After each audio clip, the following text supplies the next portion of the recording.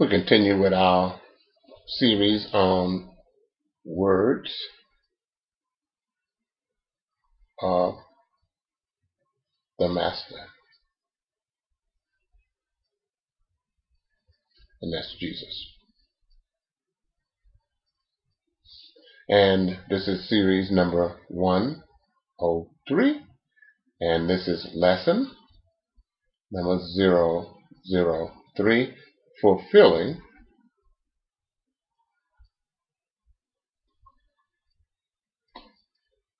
our secret prayers. We've already told you the power of mind, the human mind, equals man or woman or one man. We've also told you that we've given you the first layers of what we are calling the 5 stages of mind. And we've said that the first stage of mind is the pre-mind. And this is the mind of a child. And as a child, you come into this world with a lot of things that are given. The child is pretty much natural. The child is also innocent. The child is also, you can't make that out, innocent. You want to say that the child is innocent. The child is intelligent. Let's say intelligent.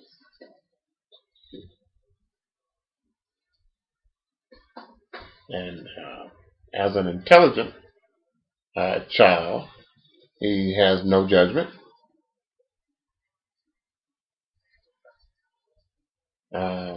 And just passion and pure desire. This is that first level, the first level of mind. And this first level, there's no transformation. There's plenty childishness that occurs, and there's no concern about life. It's more or less just freedom. But it won't last very long as the second level of mind comes in, which is the collective mind.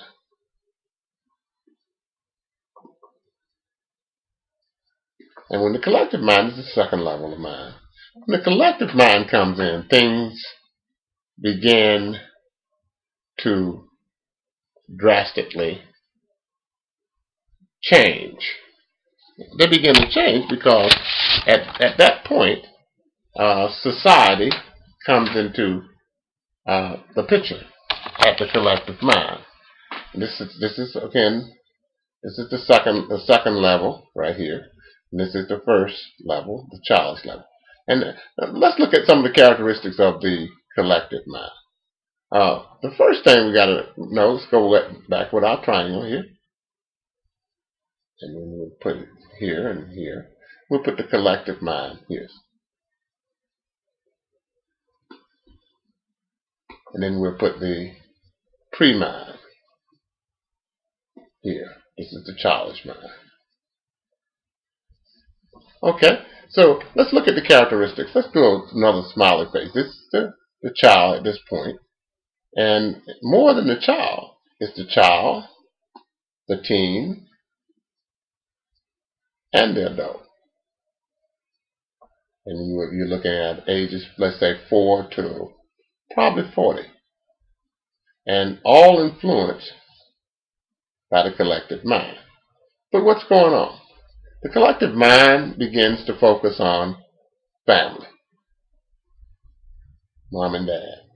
Then it begins to focus on the group that they're in, or the race. Then they start focusing. Then they start focusing on the society, the nation. So all of a sudden, there's a certain awareness that there are more people in the world. This is what makes up the strength of the collective mind. The mind begins to evolve. Schooling comes into the picture. As I said, family or family training comes into the picture. Teachers begin to be relevant. Experiences begin to mean more. Not that there were not experiences before, but experiences as it relates to the world. Observations come into the picture. Some notion of church or religion or God comes into the picture. And then, of course, the individual from all ages is expected to fit in, become a part of society. And for the most part, the person becomes civilized. And this civilization begins to help the person become less selfish and more responsible. Now, for the most part, the job is done. The job of society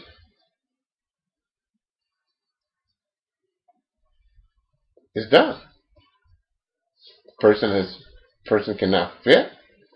They become a part of society. They become civilized.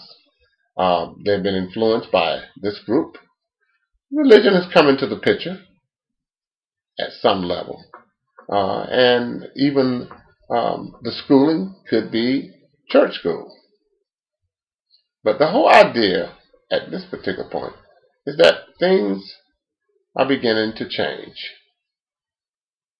And with that change, with that things, the person starts thinking about others. Let's draw a triangle again here. Draw it a little bit neater so we can see the levels as they develop.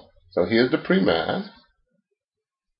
Not very many notions of God, just living, being, a certain beingness. Then all of a sudden, in comes the collective mind. And the collective mind begins shaping and molding the person and trying to help them fit. So we got the first level and we got the second level here.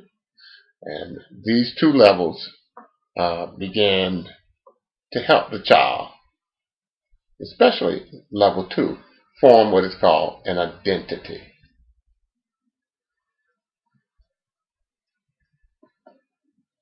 And this identity will begin to drive who the person thinks they are. This, all of a sudden, this little individual begins to ask questions like, who am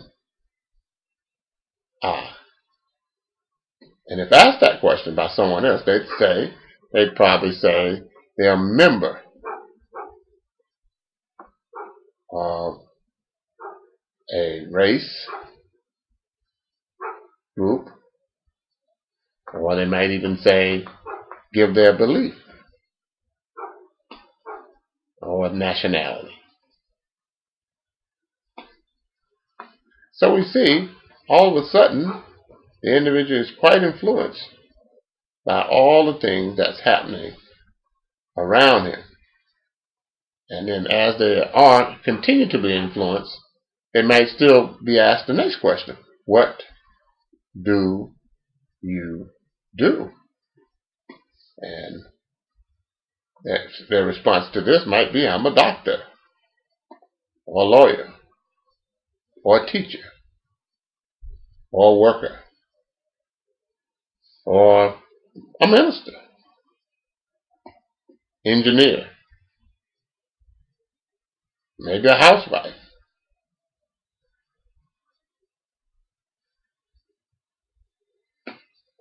Or whatever they feel.